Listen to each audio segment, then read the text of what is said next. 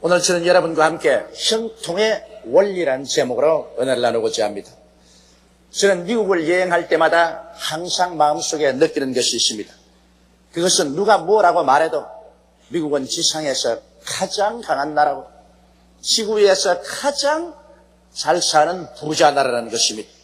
물론 오늘날 미국은 국민들의 과소비로 인하여 또한 정부 지출의 과다로 인하여 천문학적인 무역 적자와 재정 적자로 말미암아 고민을 하고 있지만은 그럼에도 불구하고 미국은 거대한 국토와 한없는 자원을 가지고 있는 나라로서 국민 전체가 별로 염려 근심하지 않고 아주 번영을 누리면서 잘 살아가고 있습니다.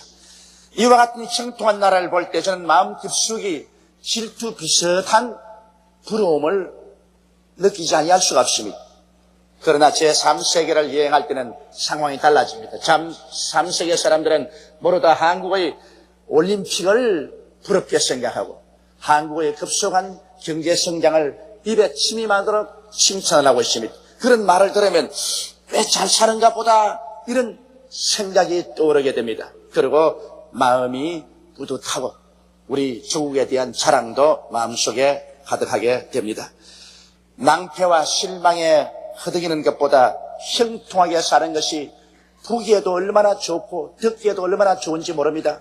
우리 일가 친척 형제라도 잘 산다는 소리 들으면 듣기 좋지만은 못 살고 낭패에 취해 있다는 말을 들으면 마음에 고통스럽습니다.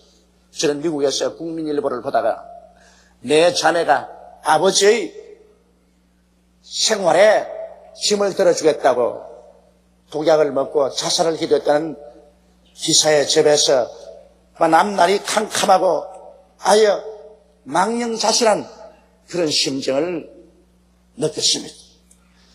가난이란 삶의 희망을 빼앗고 인간의 삶의 존엄성조차 짓발로 버리고 맙니다. 가난하되 낙심하지 아니하고 욕되지 아니하고 굳건하게 살아가는 그 정신적인 자세는 칭찬할 만한 일이지만 가난 그 자체는 저주이지 결코 축복이 아닌 것입니다. 하나님께서는 우리들이 모두 다 예수를 믿고 형통하기를 원하십니다. 요한 3서 2절에 사랑하는 자여 내 영혼이 잘됨같이 내가 범사에 잘되며 강건하기를 내가 간구한다고 말하셨습니다. 도적이 오는 것이 도적질하고 죽이고 멸망시키는 것뿐이요 인자가 온 것은 양으로 생명을 얻게 하되 풍성히 얻게 하려 왔다고 말씀하신 것입니다. 하나님께서는 애굽에서 430년 동안 종살이하던 이스라엘 백성을 모세를 통하여 인도하여 내시고 그 다음 모세가 나이 많아 세상을 떠매 여호수아에게 그 지도권을 넘겨주셨습니다. 그리고 여호수아가 이스라엘 백성을 성공적으로 가나안 땅으로 이끌어갈 수 있는 형통의 원리를 말씀해 주셨습니다. 오늘 여호수아에게 하나님이 주신 그 형통의 원리를 가지고 우리도 깨달아서 형통 속에 살 수 있는 길을 모색해 보고자 하는 것입니다. 첫째로 하나님께서는 여호수아에게 꿈을 주셨습니다. 여러분 이스라엘 백성들에게 젖과 꿀이 흐르는 가나안 땅으로 가자 이렇게 말씀하실 때 그것이 우리 마음속에 얼마나 형용할 수 없는 영롱한 꿈을 주지 않습니까?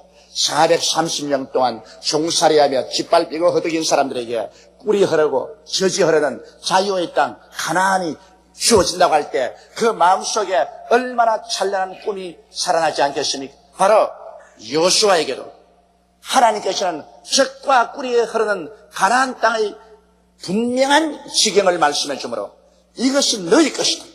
너는 이 백성으로 이것을 점령하게 하라. 이러므로 부풀어 오르는 마음속에 꿈을 심어 주신 것입니다. 히브리 격언에 꿈이 없는 백성은 망한다고 그렇게 말하고 있는 것입니다. 꿈이 없으면 사람들마다 희망을 잃어버리고 맙니다. 내일에 대한 꿈이 없는데 무슨 희망을 가지고 살겠습니까? 희망이 없으면 사람들은 방자하게 행합니다. 될 대로 되라고 타락해버리고 마는 것입니다. 오늘 재미 한국 청소년들의 심각한 문제가 미국에는 한국 사회에 크게 부각되고 있습니다.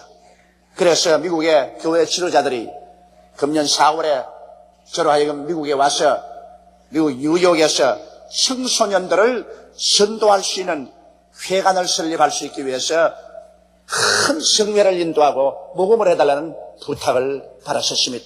왜 그러냐면 한국에 있는 사람들이 미국에 이민을 가서 이민살이에 자리를 잡기 위해서 아침 일찍 일어나서 저녁 늦게까지 정신없이 일을 합니다. 그리고 자녀들은 학교에 입학을 시켜놨습니다.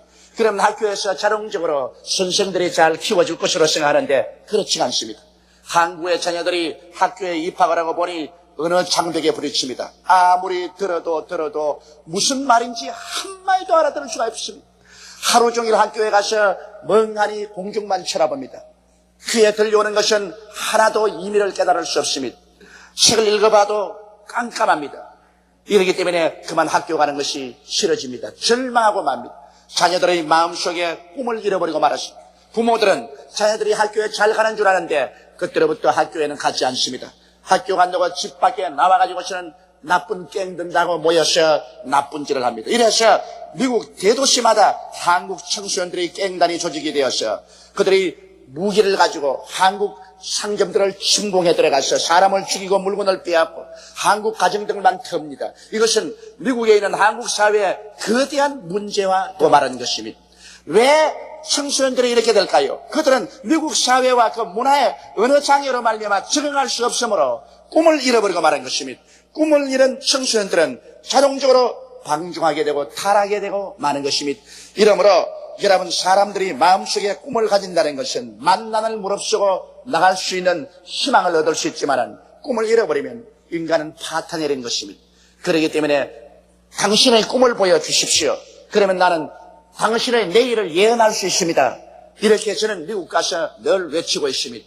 꿈이란 내일을 창조하는 근원적인 힘이 되는 것입니다.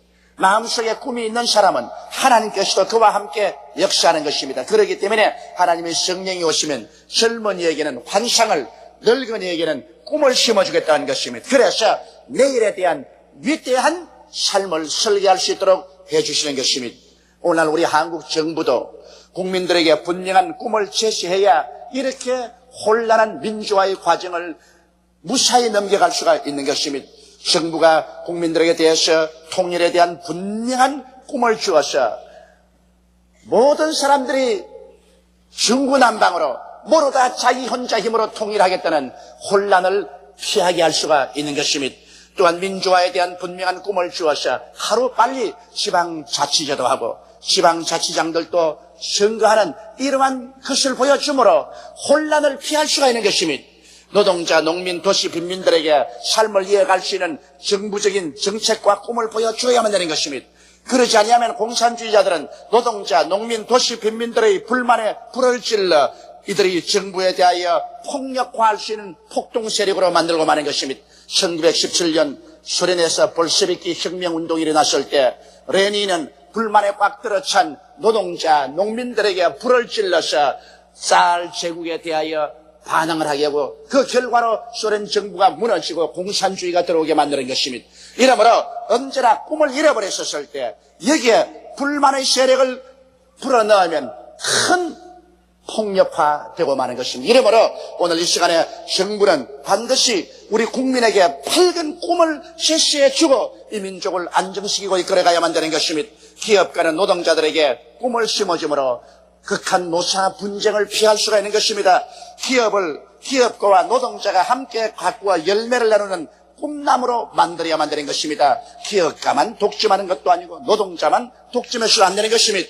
노동자의 억지나 기업가의 착취는 산업을 마비시키고 모두의 경제를 파탄에 이르게 만 것입니다. 이러므로 여러분, 꿈이 없는 백성은 망한다는 말은 참말입니다. 서양속담에 벌레의 눈을 가진 민족은 망하고 새의 눈을 가진 민족은 흥한다고 말한 것입니다. 우리 모든 사람의 가슴 속에 영롱한 내일에 대한 꿈이 심어질 때 형통의 원리는 역사하기 시작하는 것입니다. 우리 주 예수 그리스도께서는 십자가를 통하여 낭패와 절망에 처한 사람들에게 영롱한 꿈을 심어줍니다. 십자가야말로 이 세상에 버림받고 아무 희망도 없는 인생에게 꿈을 심어주는 꿈나무가 되는 것입니다. 예수님은 십자가에 올라가서 몸을 찢고 피를 흘리셨습니다. 그러나 몸 찢고 피를 흘린 것이 아무 의미가 없는 종교적인 의식에 불과한 것이 아닙니다. 우리들에게 분명한 꿈을 심어주는 꿈나무가 된 것입니다. 예수 그리스도의 십자가 앞에 나올 때 죄를 짓고 불의하고 추악한 사람들이 그 십자가의 꿈나무의 열매를 먹고 죄사함을 받고 의롭게 될 수가 있는 것입니다. 그러므로 십자가는 죄인을 의로 만드는 꿈나무인 것입니다. 또한 예수 그리스도의 십자가 앞에 나올 때 하나님께 버림받고 하나님과 원수된 사람이 그리스도를 통해서 하나님과 화목을 이루고 하나님의 성령이 우리 속에 들어오셔서 우리가 하나님을 향해서 아바 아버지라고 부를 수 있게 되는 것입니다. 이 얼마나 소망찬 일이 아니겠습니까? 예수 그리스도의 십자가 꿈나무를 통해서 이 세상에서 병들고 버림받고 죽을 수밖에 없는 인생이 치료의 소망을 가질 수가 있는 것입니다. 제가 십자가에서 우리 연약을 친히 담당하시고 병을 짊어지고 가셨으므로 예수 그리스도의 십자가를 통하여 우리들은 세상에서 고칠 수 없는 질병을 가지고 있더라도 이것을 극복하고 이길 수 있는 꿈을 소유할 수가 있게 되는 것입니다. 십자가를 통하여 우리는 낭패와 실망과 저주에서 벗어날 수 있는 꿈을 얻을 수가 있습니다. 예수님께서는 아담 이후로 저주를 받아 가시와 은거기에서 피투성이가 되는 사람들을 위해서 대신 십자가의 고난을 짊어지신 것입니다. 저는 우리의 모든 저주를 한 몸에 짊어지신 것입니다. 그래서 그런 십자가에서 저주를 청산하고 대속함으로 말미암아 저주에서 허덕이며 낭패와 실망과 패배에 멍든 사람들이 십자가 밑에서 새로운 소망을 얻습니다. 나도 할 수 있다, 하면 된다, 해보자는 그런 꿈을 얻을 수가 있는 것입니다. 왜냐하면 주님께서 저주를 제하여 버려 주시기 때문인 것입니다. 우리는 십자가에서 영원한 죽음을 멸하고 지옥을 멸하고 하나님이 예비한 아름다운 천국에 들어갈 수 있는 꿈을 얻을 수가 있습니다. 십자가는 우리가 부활해서 영생 천국을 누릴 수 있는 꿈을 우리 마음속에 심어주는 것입니다. 이러기 때문에 예수 그리스도 앞에 나오면 이 세상에 아무리 낭패와 실망을 당하고 버림받은 사람이라도 찬란한 꿈을 그 마음속에 얻을 수가 있는 것입니다. 십자가 밑에 나와서 꿈을 얻을 수 없는 사람은 영원히 버림받은 사람인 것입니다. 십자가 밑에 나와서 우리 영혼이 잘됨같이 범사에 잘되며 강건하고 생명을 얻되 넘치게 얻는 영롱하고 활활 타오르는 마음속에 꿈을 얻으면 그 꿈을 가지고 밖으로 나가서 눈에는 아무 증거 안 보이고 귀에는 아무 소리 안 들리고 손에는 아무 잡히는 것 없어도 믿습니다로 밀고 나갈 수 있는 용기가 주어지게 되는 것입니다. 이러므로 오늘날 십자가는 우리 인류의 위대한 구원의 꿈나무인 것입니다. 십자가를 통하지 않고 온전한 꿈을 얻을 수 있는 사람은 이 세상에 아무도 없을 것입니다. 둘째로 우리가 꿈을 가졌으면 이제 그 꿈을 성취할 수 있는 근원적인 힘인 하나님을 믿어야만 되는 것입니다. 아무리 넓은 땅을 개간해도 물을 댈 저수지가 없이는 그 땅을 황무지에 불과한 것입니다. 이와 같이 우리 인간이 아무리 찬란한 꿈을 가졌어도 그 꿈을 이룰 수 있는 하나님의 능력이 우리 뒤에서 밀어주셔야만 되는 것입니다. 오늘 인본주의자의 태도는 인생을 살아갈 때 인간의 청춘을 의지하고 교육, 금전, 지위, 명예, 권력 등을 자원으로 삼고 살아가는 것입니다. 그러나 여러분 정변이 다가오는지 세태가 변화되면 인간의 청춘, 교육, 금전, 지위, 명예, 권력 등은 하루아침에 휴지같이 우겨지고 마는 것입니다. 인간은 아무것도 스스로 영원히 유지할 수 있는 자원을 갖고 있지 못합니다. 이러므로 여러분 오늘 우리들은 모두 다 진실로 영원히 사라지지 않은 힘을 얻기 위해서는 인본주의에서 신본주의로 돌아서야만 되는 것입니다. 하나님 중심으로 모시고 하나님을 의지해야 됩니다. 하나님만이 저 무한한 천국을 지었었습니다. 저 수많은 별들을 지었었습니다. 이 넓은 땅과 저 푸른 바다를 지었었습니다. 무한한 자원을 하나님이 만드신 것입니다. 이러므로 전지전능 무소부지하신 하나님이 우리의 자원이 될 때 우리들은 담대할 수가 있는 것입니다. 불가능에 도전할 수 있습니다. 아브라함을 보십시오. 나이 75세가 되었을 때 하나님께서는 이민을 가서 한 나라를 새로 건설하는 꿈을 주셨는데 그가 하나님을 의지했기 때문에 75세의 늙은 노구를 끌고도 젊은 사람이 할 수 없는 긴 여행을 하고 이스라엘 나라를 창설한 것입니다. 모세를 보십시오. 80이 되어서 눈도 어둡고 귀도 어둡고 보통 사람 같다면 절대로 할 수 없는데도 불구하고 호렙산에서 하나님께로부터 꿈을 얻고 난 다음에 하나님을 의지하자. 하나님을 의지하는 그 능력으로 지팡이 하나만 짚고서 430년 동안 종으로 붙잡고 있는 방대한 거국인 애굽을 대적해서 이스라엘을 구원하러 나갔던 것입니다. 그리고 그는 그것을 성공시킨 것입니다. 만일 하나님을 믿지 않았더라면 조그마한 초립동 다윗이 절대로 골리앗을 대항해서 싸우러 나가지 않을 것입니다. 블레셋 장군 골리앗은 유명한 장군이요, 부척 장신이요, 그의 힘은 정말 역발산 기계수에 있었습니다. 이와 같은 골리앗을 대결해서 그를 이기고 나가겠다는 조그마한 초립동 다윗은 전지전능 무소부지하신 하나님을 믿는 믿음을 가졌기 때문에 이와 같은 모험을 할 수가 있는 것입니다. 그러므로 믿음은 위대한 자원이 됩니다. 만난을 무릅쓰고 나아갈 수 있는 힘이 되는 것입니다. 이렇기 때문에 예수 그리스도를 구주로 모시고 하나님을 아버지로 섬기고 아버지를 믿는 그 믿음을 가져야 우리는 형통의 삶을 살 수가 있습니다. 그렇지 않으면 우리가 곧 우리 환경을 바라보고 두려워하면서 마음이 위축되고 마는 것입니다. 셋째로 우리가 형통한 삶을 살기 위해서는 강하고 담대해야 되는 것입니다. 왜냐하면 인간은 근본적으로 불안한 존재인 것입니다. 인간은 태어나서 죽을 때까지 어디에서 와서 왜 살며 어디로 가는지를 모르는 불안한 존재인 것입니다.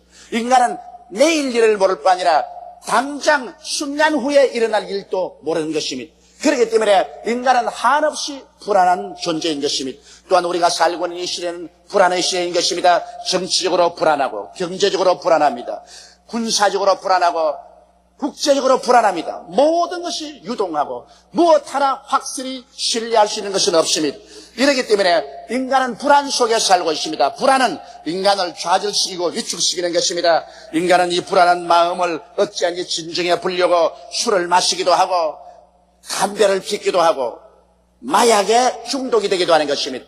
술이나 담배나 마약 같은 것은 우리 사람의 마음의 불안을 해소하기 위해서 인간이 만든 지팡이에 불과한 것입니다. 그러나 그런 지팡이가 우리 마음속에 완전한 안정을 줄 수가 없는 것입니다. 베드로를 보십시오. 베드로와 그 제자들이 함께 배를 타고 밤바다를 지나가는데 무서운 풍랑이 다가왔었습니다. 그들은 마음이 불안하고 초조했습니다만 바다 위에 유령과 같은 물체가 걸어오기 때문에 정말 놀라서 큰일 났습니다. 그럴 때 예수님께서 두려워 말라 나다고 말하셨습니다. 그럴 때 베드로가 말하기를 만일 주시어든 나로 하여금 명하여 물으로 걸어오게 하소서라고 말하셨습니다.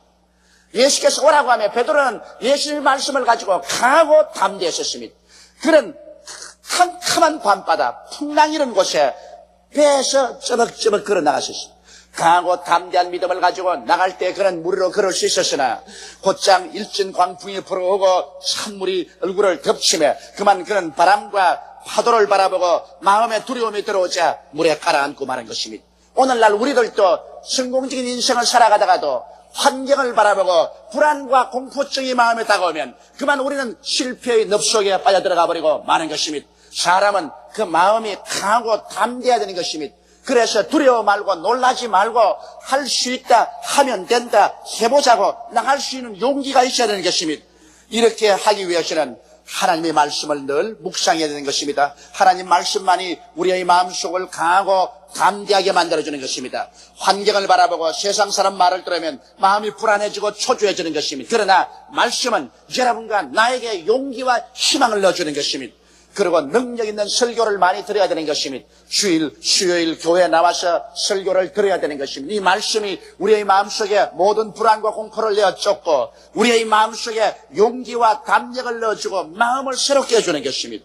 그리고 기도를 많이 해서 성령으로 충만해야 되는 것입니다. 염려와 근심을 기도를 통해서 다 하나님께 맡겨버리고 성령에 충만하면 마음속에 불안과 공포가 사라지고 마는 것입니다.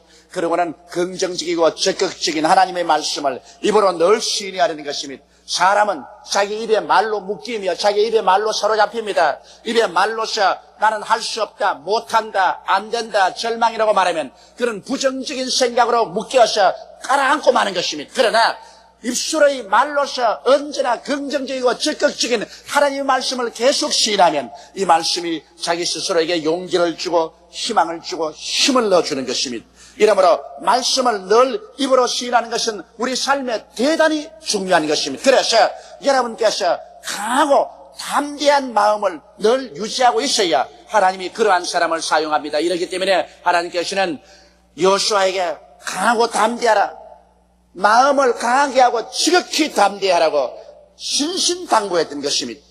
넷째로 우리가 형통하기 위해서는 하나님의 계명을 지키며 살아야 되는 것입니다. 부모의 뜻을 어긴 자식이 나중에 부모에게 재산 상속을 달라고 아무리 강구한들 부모가 자기 뜻을 어긴 자식에게 재산을 줄 리가 없는 것입니다.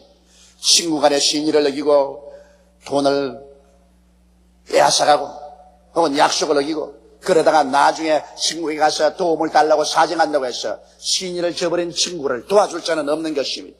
국법을 어기고 자기 마음대로 범죄 행위를 하다가 필요할 때는 국가의 도움을 달라고 간다고 해서 국가의 보호를 기대할 수는 없는 것입니다. 이와 같이 하나님의 계명을 어기고 하나님 뜻대로 살지 않냐고 하나님을 무시하고 멸시하고 살다가 도움이 필요할 때는 하나님이여 나를 도와달라고 외친들 무슨 소용이 있겠습니까? 예수님께서 성경에 말씀하기를 내 계명을 지키는 자가 나를 사랑하는 자니 나를 사랑하는 자는 아버지의 사랑을 받을 것이라고 말씀하신 것입니다. 이러므로 우리는 예수를 믿고 구원을 받은 것은 값없이 받은 것입니다. 죄를 짓고 불의하고 추악한 인생이 십자가를 믿음으로 말미암아 값없이 보혈로 죄사함을 받고 구원을 받은 것입니다만 하나님과의 화평을 이루어서 하나님과 함께 손을 잡고 걸어가기 위해서는 우리가 하나님의 계명을 지켜야 됩니다. 그리고 하나님의 기뻐하시는 일을 행하면 무엇이든지 우리가 구하는 대로 얻을 수가 있는 것입니다. 이렇기 때문에 우리 예수님 우리들은 항상 우리 마음속에 계명을 두고서 살아가야 되는 것입니다. 내 앞에 다른 신을 두지 마라. 우상에 절하지 마라. 하나님의 이름을 망령되이 부르지 말라. 안식일을 거룩히 지켜라. 내 부모를 공경하라. 살인하지 마라. 간음하지 마라. 도둑질하지 마라.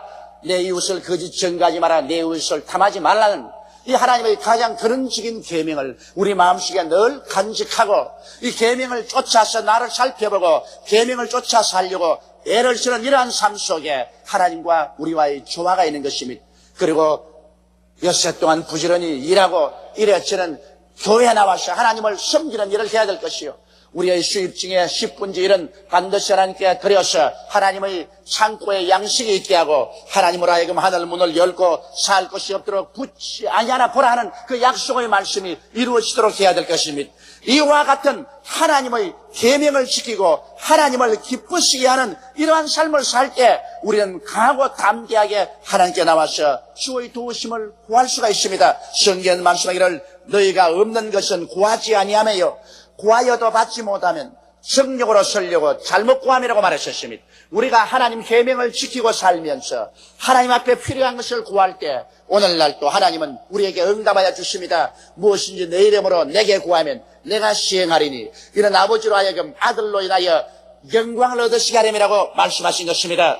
예수님은 누가복음 18장에 항상 기도하고 낙심하지 말라고 말한 것입니다. 우리가 항상 기도하면 하나님께서 반드시 우리의 원한을 들어주시고 문제를 해결해 주시기 때문인 것입니다. 이래서 우리는 하나님의 도움으로 말미암아 우리의 삶에 진실한 형통함을 얻을 수가 있는 것입니다. 하나님은 여호수아에게 이 형통의 법칙을 보여주셨고 여호수아는 이 형통의 법칙을 따라서 300만 이스라엘 백성을 젖과 꿀이 흐르는 땅으로 무사히 이끌어갈 수가 있었습니다. 우리의 삶도 젖과 꿀이 흐르는 땅을 향해서 걸어가기 위해서는 첫째로 이스라엘 백성들처럼 영롱한 꿈과 환상을 십자가 밑에서 받는 여러분 되시기를 주의 이름으로 축원합니다.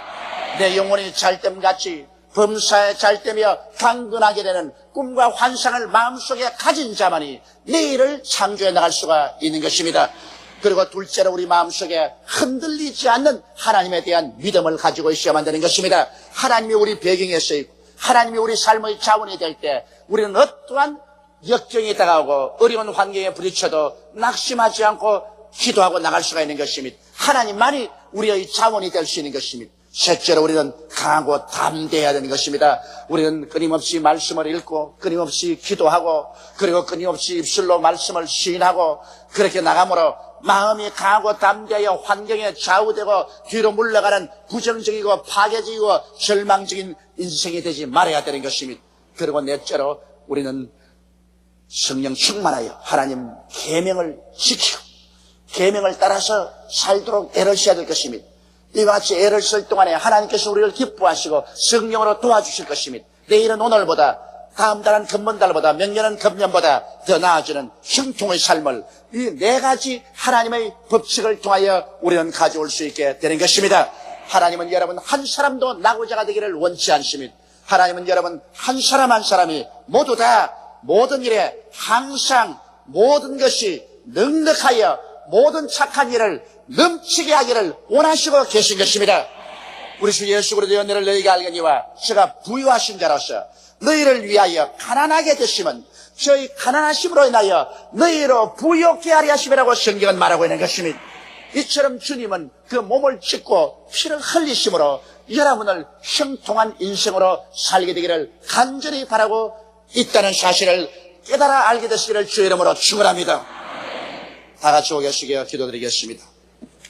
전능하시고 거룩하신 아버지 하나님, 오늘날 사회에 밝은 면이 있는가 하면 또 그 그늘에 가리어서 어두운 곳이 있고 슬픈 것이 있고 절망도 있습니다.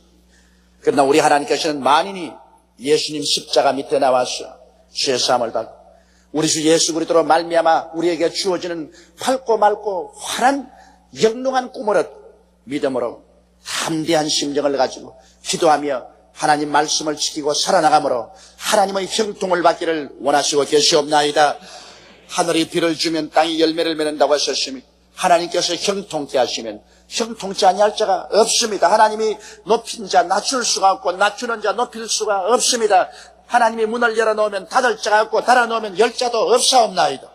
우리 아버지 하나님, 우리 모두 다 깨어지고 회개하고 예수를 구주로 모시고 하나님 중심에 서서 형통의 법칙을 쫓아 살게 도와주시옵소서. 내가 살고 남을 살릴 수 있는 우리들이 되게 도와주시옵소서.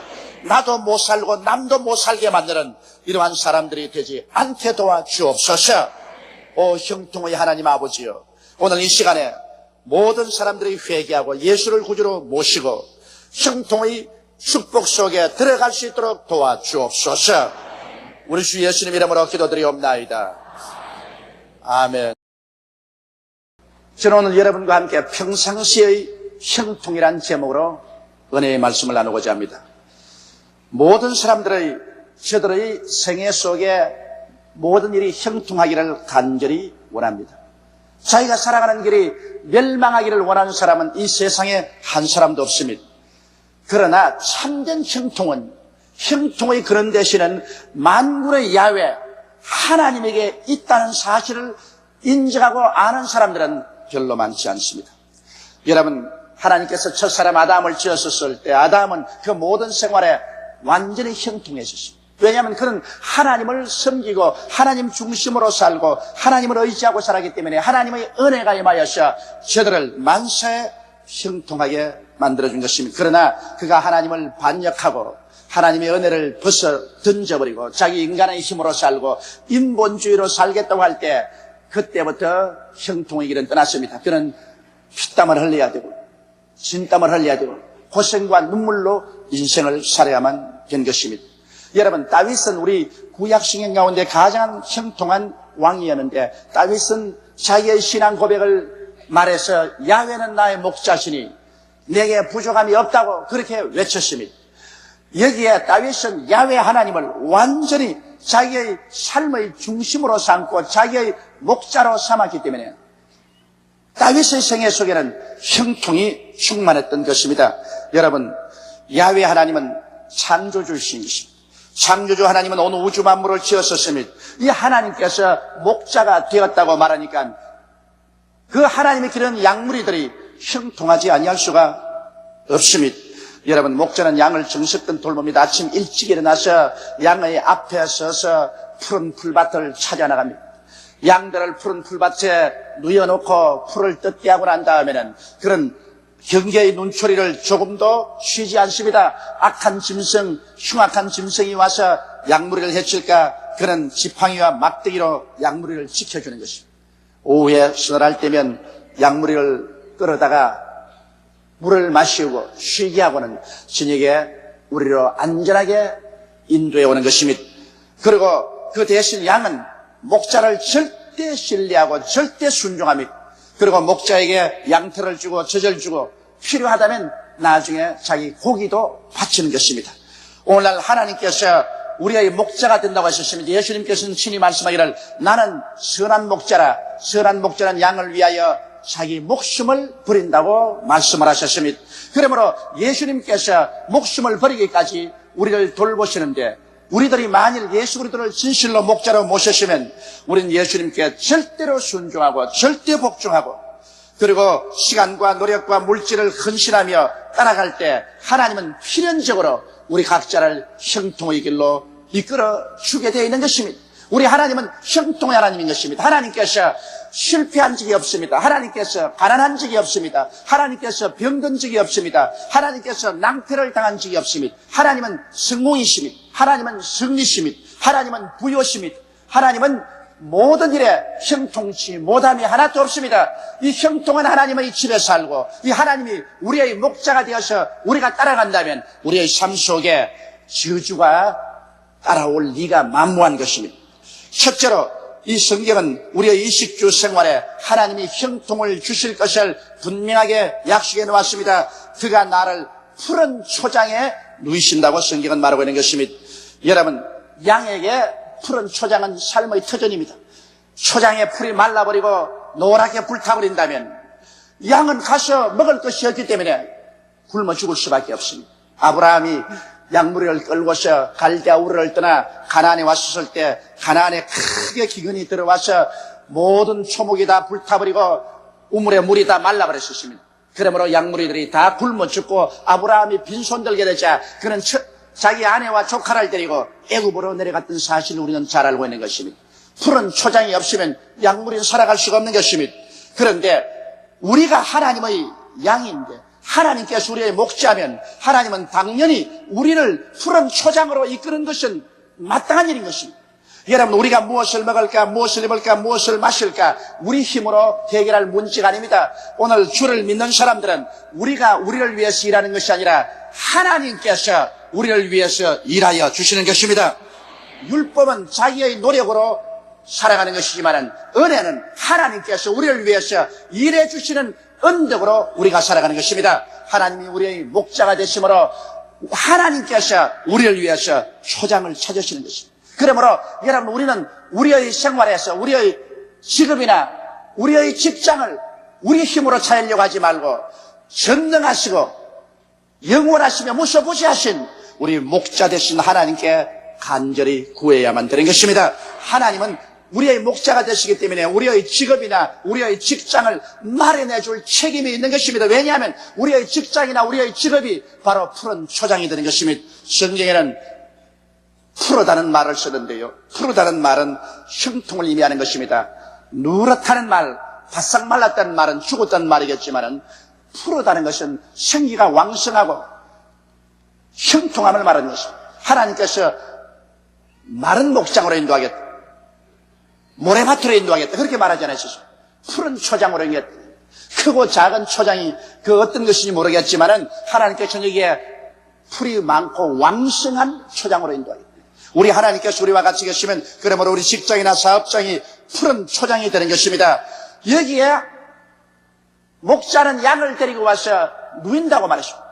풀을 찾아서 동으로 뛰고 서로 뛰고 남을 뛰고 북을 뛰는 것이 아니라 하도 풀이 많기 때문에 그 자리에 털썩 누워서라도 얼마든지 먹을 수가 있다는 것입니다. 이러므로 풀을 찾아 방황하는 것이 아니라 풀이 많아 그곳에 누워 먹을 수 있는 처조라면 그 얼마나 형통한 것입니까? 우리 말에도 누워 떡 먹기라는 말이 있습니다. 아주 쉬우면 그 누워 떡 먹기라고 말하는 것입니다.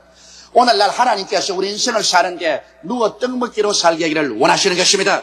하나님이 우리 위해서 일해 주시는데 우리가 하나님을 믿고 순종하고 따라가면 하나님께서 누워 떡 먹기로, 누워서 푸른 초장에 사는, 땀 흘리지 아니하고 고통을 당하지 아니하고 하나님의 축복으로 살 수 있게 만들어주시는 것입니다.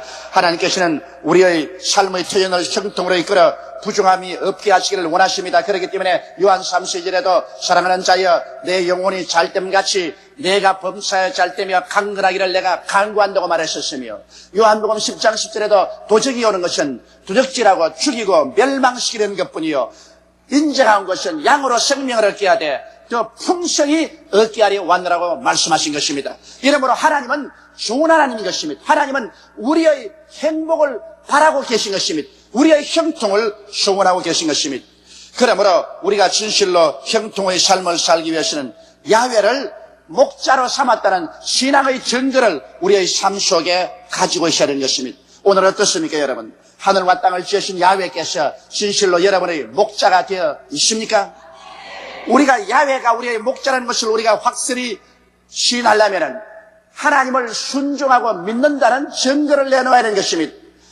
성수주일에서 하나님을 따라 교회에 와서 주일 하나님을 찬미하고 예배드리는 것, 이것은 야훼가 우리의 목자가 되었다는 증거인 것입니다. 왜냐하면 야훼 하나님은 주일날 모든 양무리들을 당신이 우리인 교회로 불러 모아서 교회에서 말씀을 주시고 성령을 주시고 은혜를 베풉니다. 그런데 야훼가 나의 목자라고 말하면서 목자가 매주일 교회에 부르시는데 그 교회도 찾아 안 가고 자기 마음대로 생활하면서 야훼가 나의 목자라고 했는데 그것은 거짓된 것입니다. 그것은 야훼가 나의 목자라는 것을 시인하지 않은 것이 되고 마는 것입니다. 야훼가 목자면 여섯 동안 일하고 일했지는 하나님의 성전에 모여서 우리 목자장 되시는 예수 그리스도에 대한 말씀을 듣고 은혜를 받아야만 되는 것입니다. 또 야훼가 우리의 목자이시면 우리는 야훼에게 우리의 털과 우리의 젖을 바쳐서 목자를 즐겁게 하는 것입니다. 우리의 털과 우리의 젖은 11조와 헌금인 것입니다. 양이 목자의 도움을 받아 잘 먹고 지나면서 양은 그 털을 목자에게 드립니다. 양은 그 젖을 짜서 목자에게 드립니다. 우리는 하나님의 양물이로서 우리의 11조와 우리의 헌물을 하나님께 드려서 목자가 하나님의 사업을 하도록 해야 되는 것입니다. 그렇기 때문에 오늘 우리가 야훼가 우리 목자로 가면서 우리가 11조도 도둑질하고 헌물도 도둑질하고 하나님께 제물 드리기를 꺼려하면 그것은 목자가 아닙니다.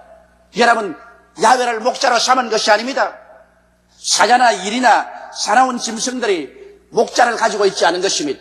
그러나 양은 목자를 가지고 있습니다.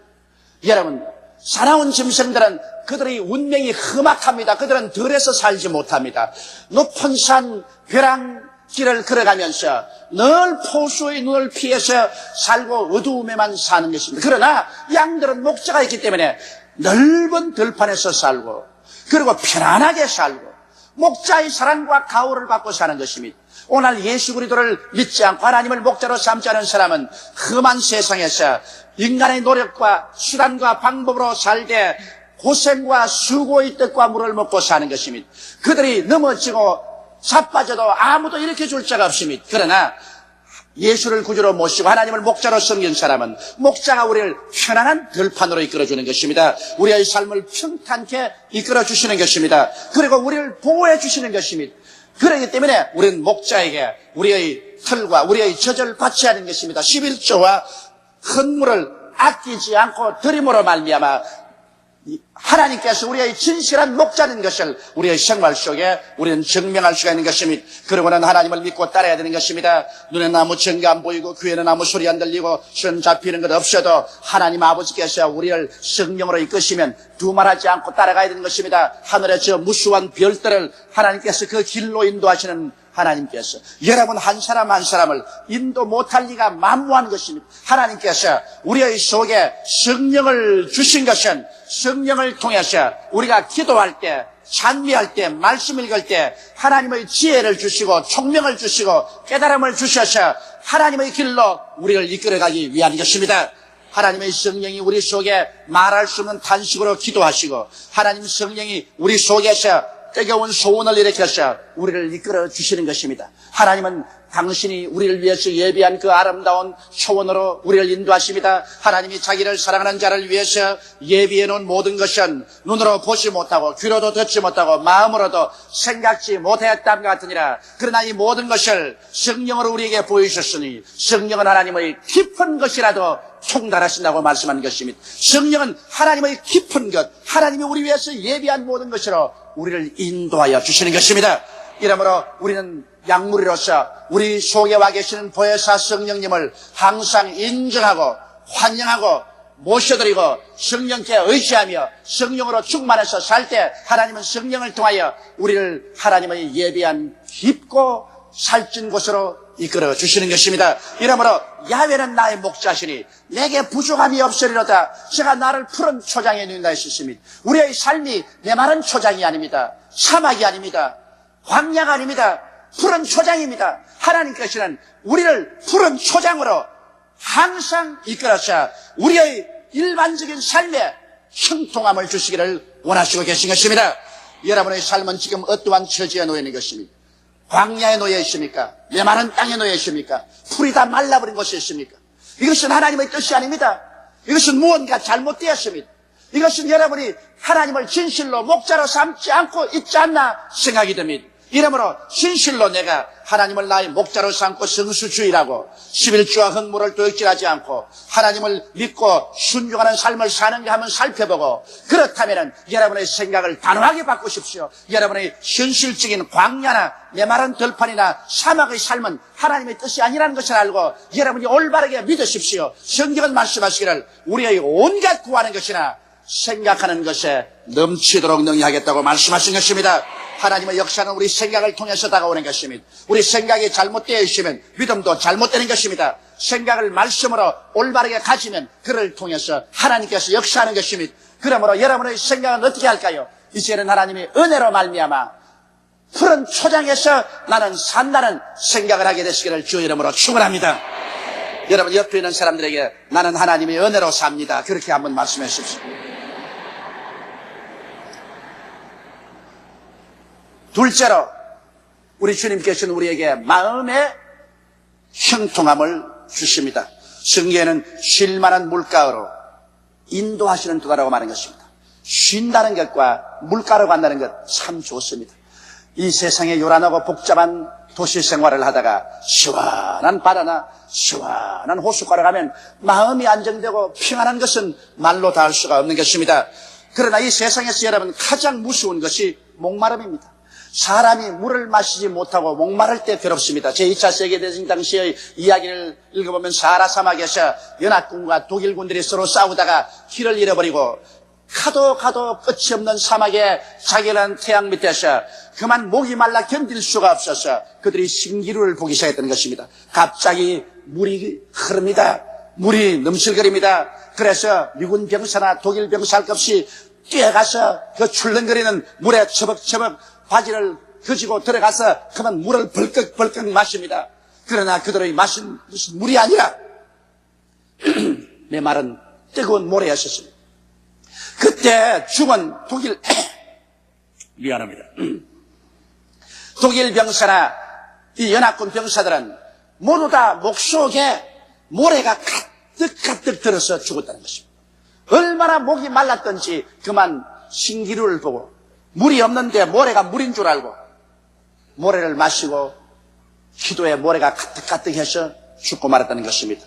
여러분 오늘날 문명이 극도로 발달했으나 목마름은 여전한 것입니다. 사람들은 먹을 것도 있고 입을 것도 있고 마실 것도 있고 살 것도 있고 생활에 주하지만은 하나님을 떠난 영혼은 그 마음속에 목마름이 끝이 없습니다. 성경 내 백성이 두 가지 악을 행하였나니 첫째 제가 생수의 그런 대치는 야외를 버린 것과 둘째로 저들이 우물을 파셔나 그건 물을 담아 놓을 수 없는 터진 우물이라고 성경은 말하고 있는 것입니다. 오늘 사람들은 야외를 떠나고 난 다음에 터진 우물을 잔뜩 파십니다. 그러나 그곳에 물을 담아 놓을 수 없습니다. 사람들은 알코올을 가지고서 마음의 목마름을 채우려고 합니다. 술 주정뱅이가 되고 나면 그 영혼도 파멸이되고 가정도 파멸입니다. 오늘날 미국이나 일본이나 한국도 벌써 그러한 해독이 들어왔지만은 마약 중독이란 무서운 해독이 사회를 점령하고 있습니다. 사람들의 생활이 좀 편안해지니까 그 마음의 목마름을 채우기 위해서 마약을 찾아갑니다. 그 마약은 순식간에 일시적으로 마음의 목마름을 채워주는 것 같지만은 다음 순간에는 정신적인 파멸과 가정과 생활에 파탄을 가져오는 마귀의 도역질하고 죽이고 멸망시키는 핥히는 손톱인 것입니다.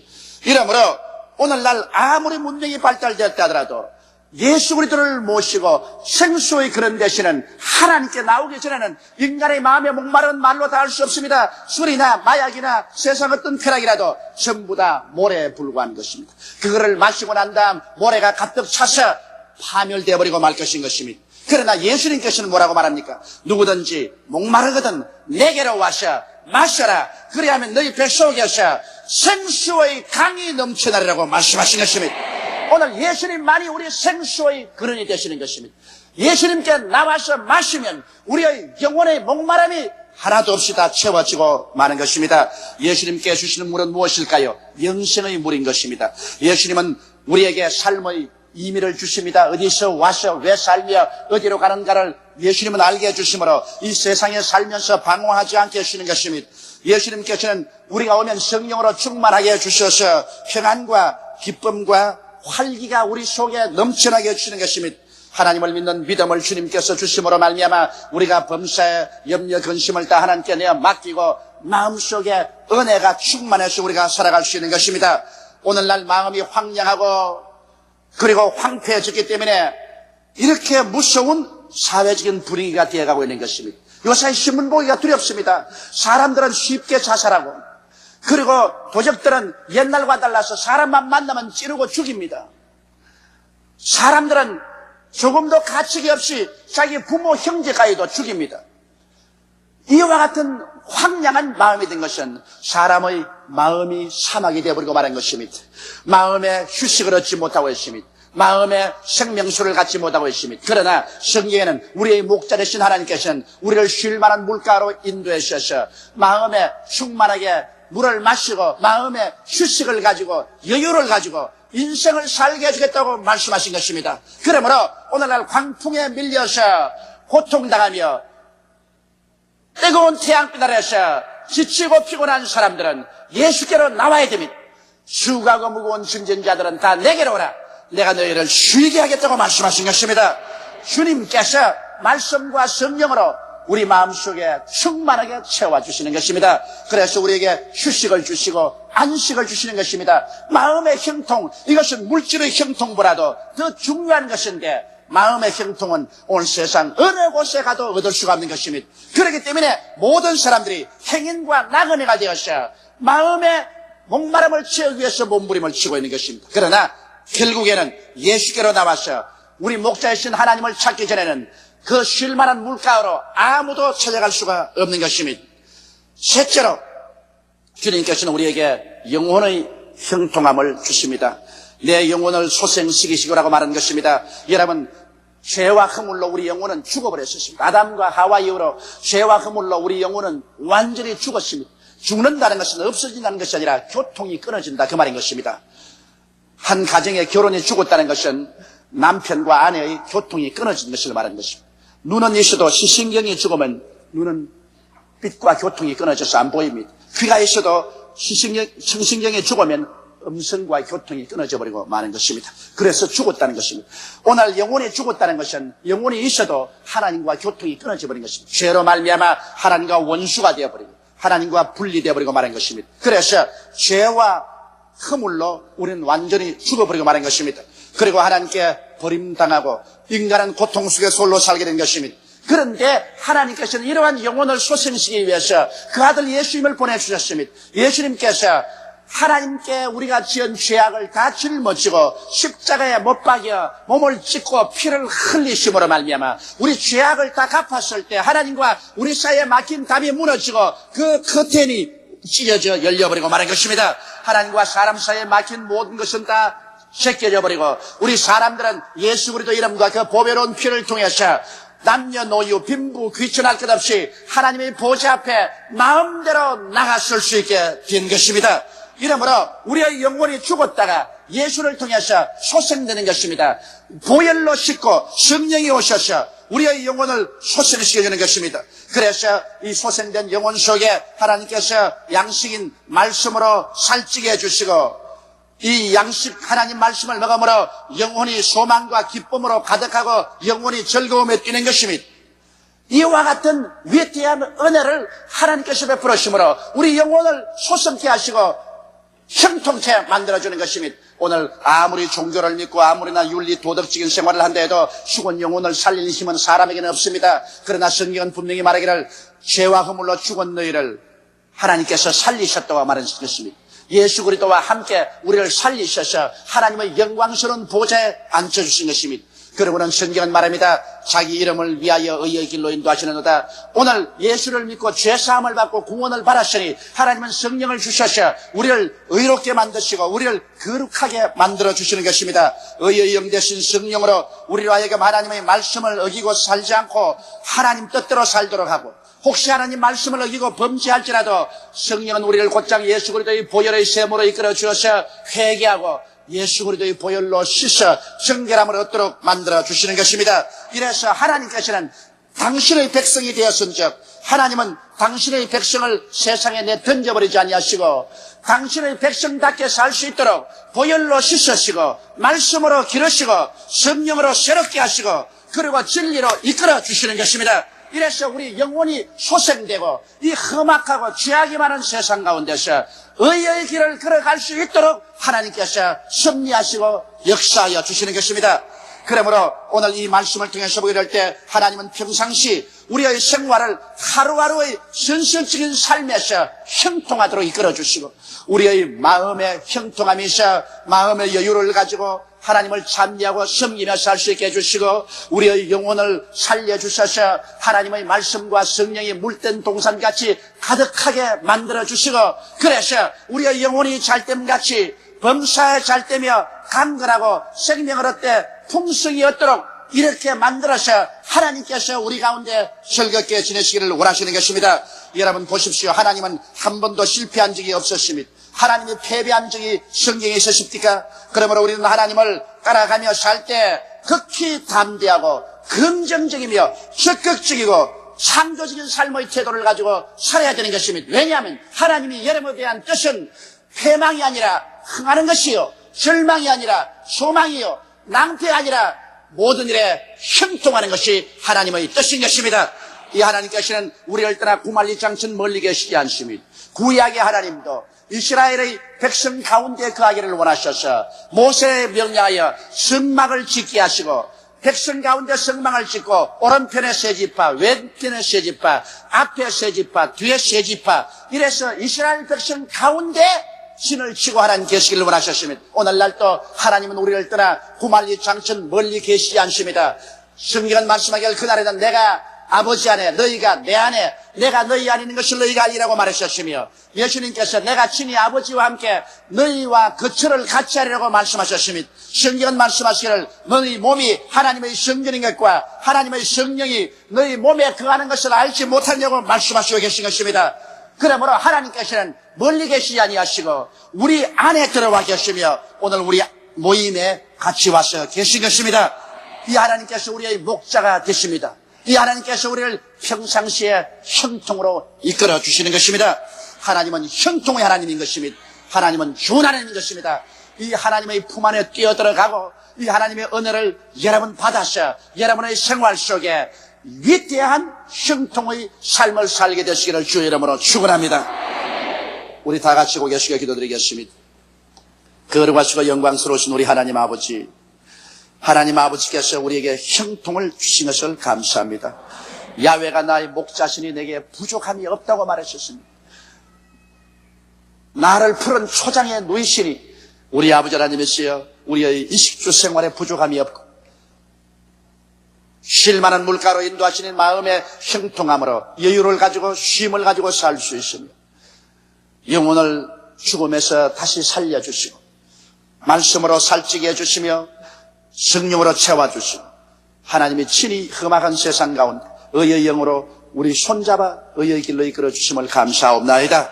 내 아버지 하나님이시 그러므로 우리의 마음속에 언제나 나는 하나님과 함께 있으므로 부족함이 없는 형통의 삶을 살 수 있다는 신념을 가지게 도와주시옵소서. 성경은 저희들이 믿지 아니함으로 들어가지 못했으며 순종치 아니함으로 가나안 땅에 들어가지 못했다고 말씀하셨사오니 아버지 하나님이시여 우리는 믿고 순종함으로 우리 목자를 따라 가나안 땅에 들어가게 도와주시옵기에 간절히 기도합니다. 하나님 우리 아버지여 오늘 이 시간에 하나님이 진실로 나의 목자가 되어 있는지 그렇지 않은지를 마음에 손을 얹고 생각해보게 도와주시옵소서. 우리 목자를 믿고 순종하고 따라가는지 우리 목자에게 우리 털과 젖을 드리는 것처럼 11조와 헌물을 아낌없이 드려 섬기는지 성수주의를 하고 있는지 스스로 생각해보게 도와주시옵소서.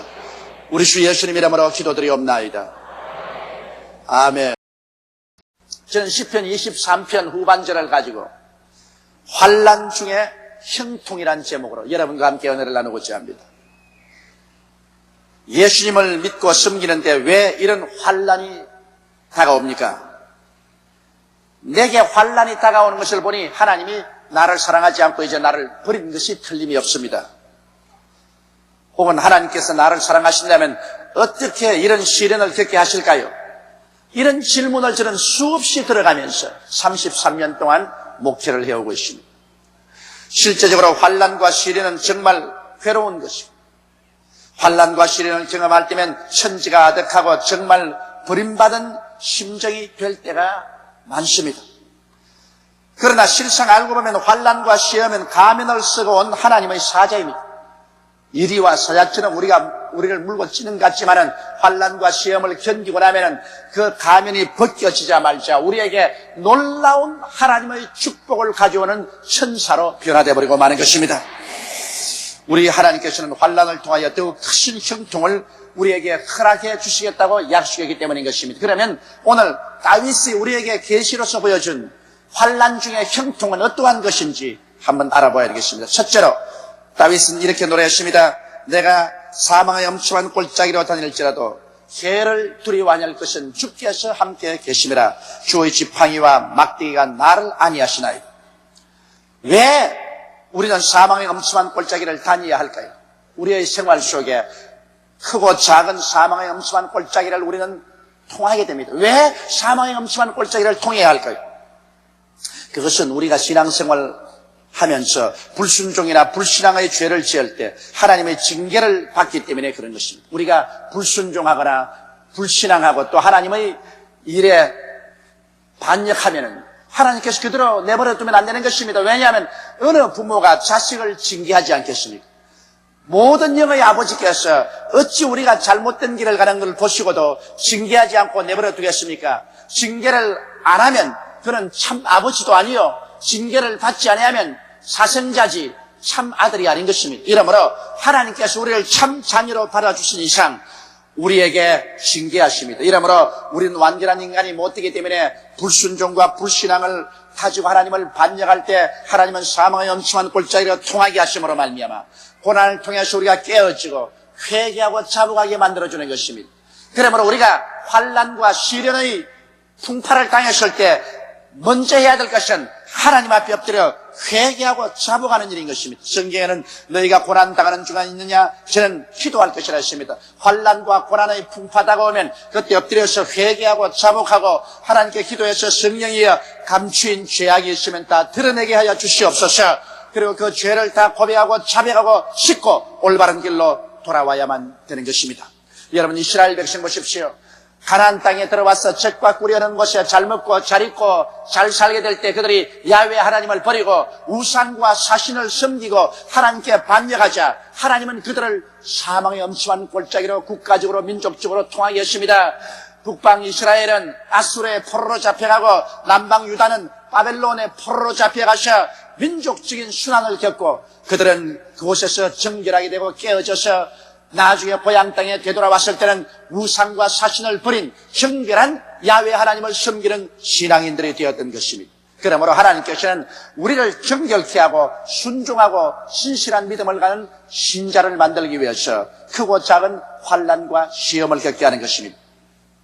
또한 환난과 시험은 마귀의 시험을 통해서 다가오기도 하는 것입니다. 마귀가 오는 것은 도적질하고 죽이고 멸망시키는 것인데 우리의 약점을 바라보고 마귀가 총공세를 가해서 우리에게 환난과 시험을 갖다 줄 때가 있습니다.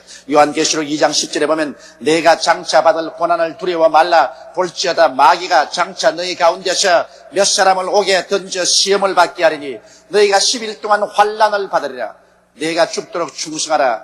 그러하면 내가 생명의 면류관을 내게 주리라고 말한 것입니다. 욥의 시험을 보십시오. 욥은 정말 아들, 딸 잘 낳고 사업자라고 부부간에 금실 좋고 잘 살았는데 마귀의 공격이 시작되었습니다. 마귀가 그들을 시험하며 그 모든 재산 다 잃어버리고 그 다음 자식들 다 환난 많아서 죽고 자기 몸은 동양성 문둥병이 걸려서 그는 잿더미 위에 앉아 기와장으로 몸을 끌고 있어. 그럴 때 그 자기 부인이 와서 말이 하나님을 저주하고 죽으라고, 저주하고 난 다음 떠났었습니다. 그런 말로 다 할 수 없는 처절한 고난 속에 처했습니다. 그러나 그럴 때 욥은 어리석게 하나님을 원망하거나 불평하지 않고 인내하고 참으며 끝까지 기도했을 때 나중에 마귀는 물러가고 하나님이 욥을 오히려 치료해 주시고 복을 주셔서 전에보다 갑절의 재산과 전에 수와 같은 아들, 딸들과 그리고 좋은 가정을 허락해 주신 것입니다. 도적이 오는 것은 도적질하고 죽이고 멸망시키는 것뿐이요, 내가 온 것은 양으로 생명을 얻게 하되 풍성히 얻게 하려 왔다고 예수께서 말씀하신 것입니다. 이러므로 마귀가 가져오는 시험과 환난도 그때 원망하고 불평하고 탄식하고 신앙을 버리면 마귀에게 파멸당하고 마는 것입니다. 그럴수록 더 하나님을 가까이하고 더 기도하고 더 찬미하고 더 긍정적인 태도를 취하고 인내하면 마귀는 물러가게 됩니다. 그 다음 환난과 시험이 다가오는 것은 더욱 깨어지고 겸손하게 하기 위해서 하나님 그렇게 하시는 것입니다. 신명기 8장 14절로 18절에 보면 두렵건대 내 마음이 교만하여 내 하나님 여호와를 잊어버릴까 하노라. 여호와는 너를 애굽 땅 종되었던 집에서 이끌어내시고 너를 인도하여 그 광대하고 위험한 광야 곧 불뱀과 전갈이 있고 물이 없는 간조한 땅을 지나게 하셨으며 또 너를 위하여 물을 굳은 반석에서 내셨으며 내 열조도 알지 못하는 만나를 광야에서 내게 먹이셨나니. 그 다음 따라 읽어주세요. 이는 다 너를 낮추시며 너를 시험하사 마침내 내게 복을 주려 하심이었느니라. 하나님께서 우리에게 복을 주시려고 할 때 우리를 깨뜨려서 복을 받을 만한 그릇을 준비하려고 할 때 시험과 환난을 통하게 하는 것입니다. 왜냐하면 그릇이 준비 안 됐는데 하나님 복을 주실 수가 없어요. 우리 그릇을 크게 하고 정결케 하려니까 우리를 불을 통하고 물을 통하게 만들어주는 것입니다. 불을 통하고 물을 통할 때 우리의 찌꺼기가 정하게 되고 그릇이 커지고, 그래서 하나님의 복을 주는 것입니다. 이 성경 말씀에 이스라엘 백성들을 시험과 환난을 통하게 한 것은 하나님께서 저들을 낮추시고 시험에서 마침내 저들에게 복을 주기 위해서 그렇게 한다고 말하셨습니다. 우리에게 시험과 환난이 다가오면 우리가 깨달아야 될 것은 시험과 환난을 잘 견디려면 그 차후에는 그 시험과 환난과 동등 그 이상의 복이 반드시 다가오게 되는 것입니다. 그러므로 시험 환난 당할 때 여러분은 죽는 신용을 하지 마십시오. 그것은 결국 여러분과 나를 연단하고 깨뜨려서 하나님께 복을 받는 자격을 주기 위한 것이기 때문에 시험과 환난을 당하거든 온전히 기쁘게 느끼라고 성경은 말하고 있는 것입니다. 또한 여러분, 우리 하나님께서는 시험과 환난을 우리에게 밥으로 주셔서 시험과 환난을 통해서 우리 신앙이 굳세게 만들어지는 것입니다. 몸은 운동을 해야 근육이 튼튼해집니다. 우리 영혼은 시험과 환난의 밥을 많이 먹어야 튼튼해지는 것입니다. 여호수아와 갈렙이 뭐라고 말했습니까? 가나안의 모든 원수들은 우리의 밥이라고 말했었습니다. 여러분, 누구든지 밥상 두고서 불평만한 사람은 건강이 좋지 못합니다.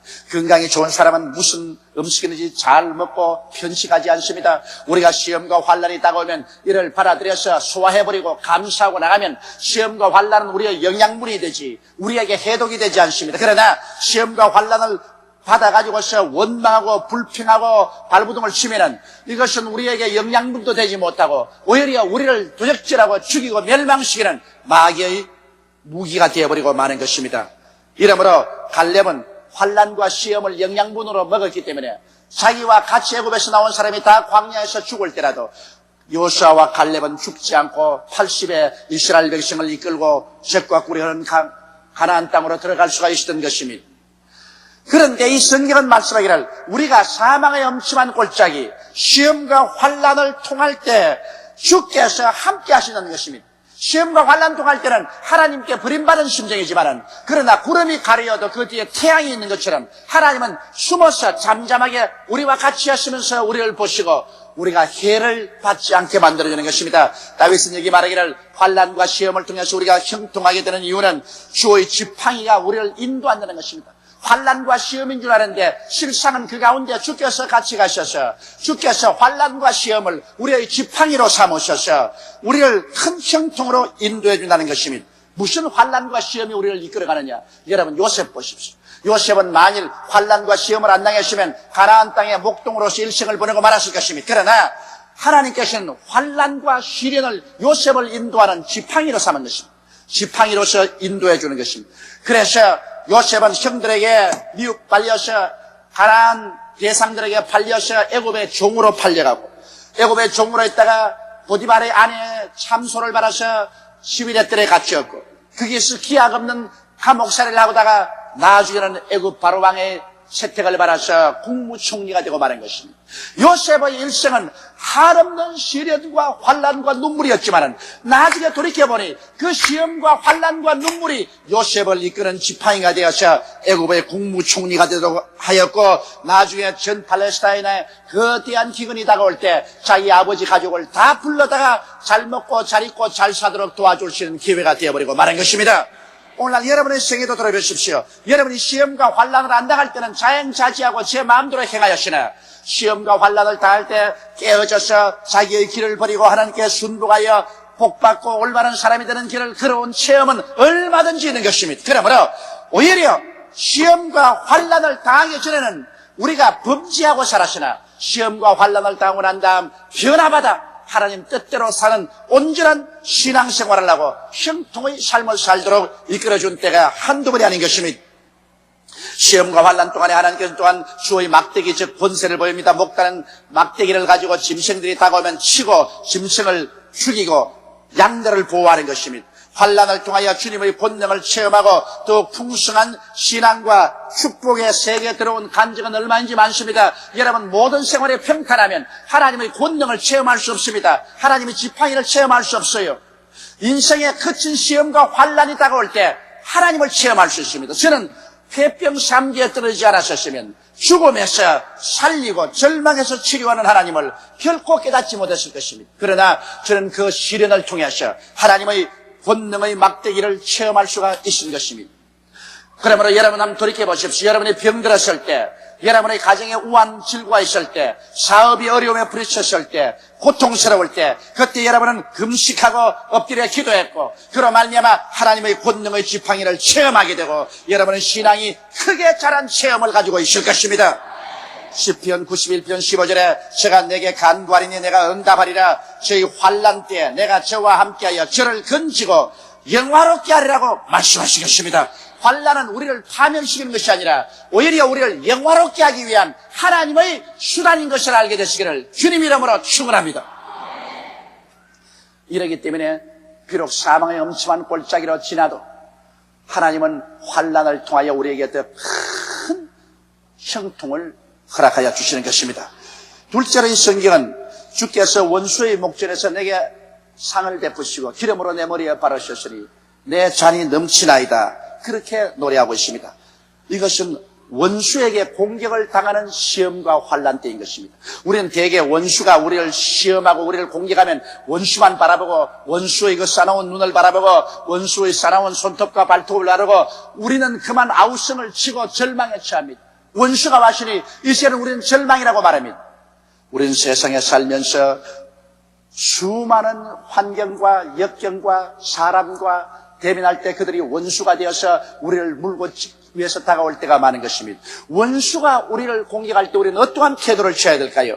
여러분, 우리가 하나님의 뜻을 알면은 원수가 다가올 때 우리 절망하고 좌절하고 부정적이 되어서 도망치지 않습니다. 왜냐하면 하나님의 뜻을 알면 하나님은 원수의 바라는 바의 정반대로 해주시는 것입니다. 원수가 우리에게 올 때 하나님은 그것을 계기로 삼아서 원수를 아예 하나님께서 수치스럽게 만드는 것입니다. 그것은 원수가 오면 원수는 우리가 고통당하기를 바랍니다. 그러나 하나님께서는 원수가 올 때 오히려 고통 대신에 평안과 축복의 잔치상을 베풀어 줍니다. 원수는 우리에게 고통을 주려고 애를 쓰는데 하나님은 오히려 원수 앞에서 우리에게 평안과 축복의 진수성찬 차려놓고 난 다음 우리로 그것을 누리게 하면서 원수 보고 영영 죽겠지, 영영 죽겠지. 하나님은 그렇게 하시는 것입니다. 하나님의 섭리라는 것은 원수가 원하는 것의 정반대로 해주시는 것입니다. 원수는 우리가 망하기를 원합니다. 그러나 원수가 쳐들어오면 하나님께서는 오히려 우리에게 형통하고 흥하는 잔치상을 베풀어 주시는 것입니다. 원수의 목전 앞에 잔치상을 베푸시는 것입니다. 이래서 원수는 우리가 망하기를 바라고 온갖 도적질하고 죽이고 하지만은 하나님은 오히려 원수 앞에서 우리에게 형통과 흥왕하는 잔치상을 베풀어서 원수가 오면 올수록 우리는 더 살찌고 더 부흥하고 더 발전하는 것입니다. 원수는 우리가 죽기를 원하나 하나님께서는 그 기회를 이용해서 오히려 우리를 살리게 하고 더 강성하게 하여 잔치상을 베풀어 주는 것입니다. 이러므로 하나님을 알지 못하는 사람은 원수하고 대결해 싸우다가 도망치고 상처입고 절망에 처하지만은 우리는 그렇지 않습니다. 성경은 오히려 원수가 줄이거든 먹이고 목마르거든 마시라고 말하셨습니다. 원수를 부정적으로 보지 말고 원수가 올 때 오히려 하나님께 감사하며 원수를 저주하지 말고 복 빌어줄 것은 원수를 통해서 하나님은 오히려 우리에게 축복의 기회로 삼아주시는 것입니다. 여러분, 우리 지금까지 해방 이후 지금까지 북한이 계속해서 우리를 죽이려고 했습니다. 북한은 6.25 사변도 이렇게 했고 그 이후로 시시때때로 늘 우리를 괴롭힙니다. 북한은 우리가 고통당하기를 바라나 하나님은 오히려 여러 가지 시험과 환난 중에서 북한보다 더 평안하게 살도록 우리를 만드는 잔치상을 베풀어 주었고, 북한 공산주의자는 우리가 망하기를 바라시나 하나님은 오히려 북한보다 더 흥하고 경제적으로 더 유벽하게 살도록 만들어 놨습니다. 북한 공산주의자들은 우리를 죽이기를 원하나 오히려 하나님은 우리를 살려주시고 우리가 생명력이 강성하여져서 여러분, 세계 올림픽 대회를 한국에 이끌고 전 세계로 뻗어가는 기상을 하나님께서 허락해 주고 말한 것입니다. 그러므로 여러분, 성경은 뭐라고 말합니까? 하나님이 우리와 같이 계시면 누가 우리를 대적하리요? 그 아들을 아끼지 않고 우리에게 주시니까 그 아들과 함께 무엇을 선물로 주지 아니하시겠나요? 원수가 오거든 원수를 보고 두려워하지 마십시오. 원수는 하나님께서 그 앞에 우리에게 진수성찬을 차리는 수단으로 삼으시는 것입니다. 원수가 원하는 것은 하나도 이루어지지 않냐고, 원수가 원하지 않은 것을 하나님 우리에게 이루셔서 원수가 그 앞에서 연기되어 사라지기를 원하고 계신 것입니다. 그러고 난 다음 원수 앞에 하나님은 우리에게 기름으로 머리에 발라 잔이 넘치게 한다는 것입니다. 기름을 바른다는 것은 능력을 준다고 말인 것입니다. 성령을 기름이라는데 성령이 너희에게 마시면 너희가 능력을 받는다 했습니다. 여러분, 많은 원수들이 공격하면 하나님은 많은 능력을 우리에게 주어서 원수 앞에서 우리가 유능한 사람이 되어서 우리의 모든 하는 일에 성공하여 잔이 넘치게 하기를 원한다는 것입니다. 우리에게 기쁨의 잔이 넘치고 소망의 잔이 넘치고 사랑의 잔이 넘치고 믿음의 잔이 넘치고 평화의 잔이 넘치고 형통의 잔이 넘치게 하는 것입니다. 여러분, 자기도 못 마시고 빈 그릇 가지고 있으면 어떻게 하겠습니까? 잔이 넘치면 자기도 마시고 다른 사람하고도 나누어 마실 수가 있는 것입니다. 하나님께서는 원수가 오면 원수의 목전에서 원수를 멸하는 것이 아니라 원수보다 우리를 더 강하게 하기 위해서 우리에게 기름을 부어서 우리를 능하게 만들어서 우리의 모든 생활에 잔이 넘치게 만들므로 말미암아 원수를 완전히 극복할 수 있게 만들어주겠다고 말씀하신 것입니다. 우리는 기도합니다. 하나님, 원수를 없애주소서. 하나님, 원수를 없애지 않습니다. 오히려 원수를 보내놓고 원수 앞에서 우리를 유능하게 만들어서 기름 부어주어서 우리의 생활에 잔이 넘치는 승리와 성공을 주시기를 원하시는 것입니다. 우리는 이 땅에 사는 동안 원수 가운데 살고 있습니다. 죄는 원수입니다. 마귀도 원수고 질병도 원수고 저주도 원수입니다. 또 우리의 적도 원수입니다. 우리 예수 믿는 사람들은 바로 원수 가운데 살고 있습니다. 그렇기 때문에 하나님께서는 이 땅에 사는 동안 우리에게 성령을 부어주셔서 우리 예수 믿는 사람들에게 주님께서 유능하게 해주시고 우리의 모든 생활에 잔이 넘치게 하기를 간절히 바라고 계신 것입니다. 이래서 우리 영혼이 잘됨같이 범사에 잘되며 강건하고 모든 일에 항상 모든 것이 넉넉하여 모든 착한 일을 넘치게 할 수 있게 되기를 바라고 계신 것입니다. 잔이 넘쳐야 남과 나눠 먹지, 잔이 없는데 어떻게 남과 나눠 먹을 수 있겠습니까? 이러므로 오히려 원수 앞에서 하나님은 우리를 형통케 하는 하나님인 것을 우리는 알아야 되는 것입니다. 셋째로, 죽음에서 하나님은 우리를 형통케 하십니다. 다윗은 말하기를 나의 평생에 주의 선하심과 인자하심이 정녕 나를 따르니 내가 야훼의 집에 영원히 거하리로다. 사람은 여러분 한번 나서 죽는 것은 정한이지, 죽고 난 다음에는 심판을 받습니다. 불신자에게는 죽음은 인생의 끝을 의미합니다. 모든 삶의 종문이요, 그러므로 죽음은 궁극적인 공포요 슬픔이요 절망인 것입니다. 그러나 예수 믿는 사람에게는 그렇지 않습니다. 예수 믿는 사람은 죽음이 우리에게 굉장한 형통의 세계를 열어주는 것입니다. 안 믿는 사람에게는 죽음은 절망인데 우리는 죽음이 소망이요. 안 믿는 사람은 죽음은 끝인데 우리에게는 죽음은 시작이요. 안 믿는 사람은 멸망인데 우리는 영광인 것입니다. 왜냐? 죽음을 통해서 우리는 예수님과 함께 사는 새로운 삶이 시작하기 때문인 것입니다. 빌립보서 1장 21절 24절에 바울이 말하기를 이는 내게 사는 것이 그리스도니 죽는 것도 유익함이라. 그러나 만일 육신으로 사는 이것이 내일의 열매일진데 무엇을 가릴는지 나는 알지 못하노라. 내가 두 사이에 끼었으니 떠나서 그리스도와 함께 있을 욕망을 가진 이것이 더욱 좋으나 그러나 내가 육신에 거하는 것이 너희를 위하여 더 유익하리라. 바울은 말했습니다. 내가 너희들과 같이 있으면 내가 너희들에게 전도도 하고 너희들을 위로하기 때문에 너희에게는 유익하지만은 내가 원하는 것은 차라리 몸을 떠나 예수님과 함께 거하는 것이 더 좋다고 말하는 것입니다. 우리는 죽음을 겁을 냈지만 바울 선생은 오히려 육신을 떠나 그리스도와 함께 있을 욕망을 가진 것이 더 좋다고 말했었습니다. 그렇기 때문에 고린도후서 5장 8절에도 바울은 말하기를 우리가 담대하여 원하는 바는 차라리 몸을 떠나 주와 함께 거하는 그것이라고 말한 것입니다. 우리는 몸을 떠나면 사라질 줄 알지만 우리가 육신의 장막집을 떠나면 우리는 그 다음에 곧장 예수와 함께 살게 되는 것입니다. 주님과 함께 거하게 되는 것입니다. 그렇기 때문에 오히려 우리는 죽음이 절망이 아니라 우리에게 주와 함께 사는 크나큰 영화로움을 갖다 주는 것입니다. 이 세상에서 여러분 가장 오늘 어려운 것이 있을 곳이 없는 것입니다. 우리 한국에도 보십시오. 땅값이 폭등하고 집값이 폭등하고 하니까 전세값이 오르고 사글세 값이 올라서 집 없는 사람의 서름이 하늘에 닿았습니다. 저도 최근에 수많은 사람에게 편지 받습니다. 목사님 도와달라고. 그런데 제가 참 괴롭습니다. 왜냐하면 나는 사글세 집에 있는데 지금 당장 나가서 전세집으로 만들지 않으면 나가라고 합니다. 그런데 뭐 한 달에 50만 원, 60만 원 사글세로 사는데 지금 당장 전세로 바꾸라 하는데 1,000만 원이 필요합니다. 2,000만 원이 필요합니다. 목사님 1,000만 원만 도와주십시오. 2,000만 원만 도와주십시오. 여묵 답답해야 내게 그런 편지를 내겠으며 또 그 편지 읽는 내 마음이 얼마나 답답합니까? 막 마음에 분노가 생깁니다. 이놈의 나라 정치를 어떻게 해가지고서 이렇게 서민 대중들이 그냥 전세값 폭등에 사글세값 폭등에 이렇게 고민하느냐. 그 편지대 보면 절절히 원한에 사무쳤습니다. 잘 사는 사람들에 대한 원한 말입니다. 어떤 놈은 하루에 몇 억씩 벌고 잘 살고 우리는 이렇게 못 살고 이제는 전세집까지 쫓겨나게 되었습니다. 온 가족이 길거리에 나가서 집단 자살하고 싶습니다. 여러분, 나라는 정치를 잘해야 돼요. 그래야 전 국민이 안심하고 살 수 있는 것입니다. 나는 그걸 보고 내가 마음에 아주 그냥 고통스럽게 말로 다 할 수 없어요. 요사이 내 포켓도에 있는 건 아무것도 없습니다. 다 털어줘가지고 있어요. 저는 그렇게 오는 편지들 어떻게 합니까? 1,000만 원 못 주더라도 10만 원 줘야 될 거랍니까? 기도만 해서 뭘 합니까? 하나님 미천 나라도 못당다 하지만은 그러나 이러한 경제적인 위기가 다가오지 말아야 돼요. 그런데 여러분 우리가 걱정하는 것은 이 세상에서도 전셋집이 이렇게 비싸고 사글세 비싼데 천당에도 전셋집 내놓으라 하면 어떻게 하노?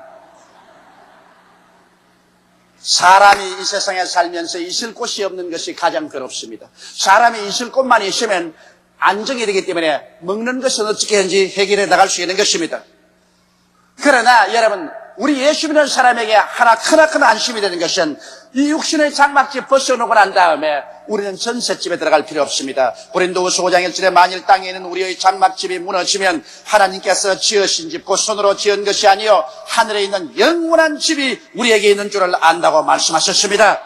우리에게 이제는 쫓겨나가지 아니하는 영원한 집이 우리에게 있습니다. 그렇기 때문에 예수께서 친히 말씀하기를 요한복음 14장 1절로 3절에 너희는 마음에 근심하지 말라.